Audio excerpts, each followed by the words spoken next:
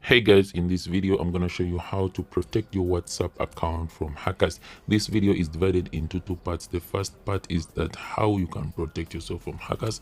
The second part is how you can recover your account once it is hacked. Don't forget to like, subscribe and share to all your friends so that they can benefit.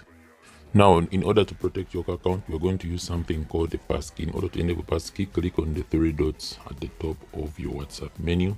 Then from the three dots, you choose settings. Then from settings, you are going to choose account.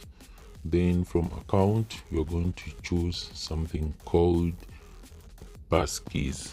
Then here in passkey, you're going to enable passkeys. Passkeys help you to secure your account so that someone cannot log into your account without your authorization, because you would need fingerprint or face ID in order to authorize the other device.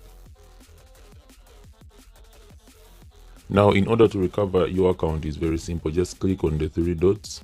After clicking on the three dots, click on link devices. Here we see a number of devices which currently have access to your account. Once you see some device which you suspect, immediately remove it. Here you will see all devices which have access to your account. Any device which you don't recognize, just know that is the device which the user is using to hack your account. Immediately log it out.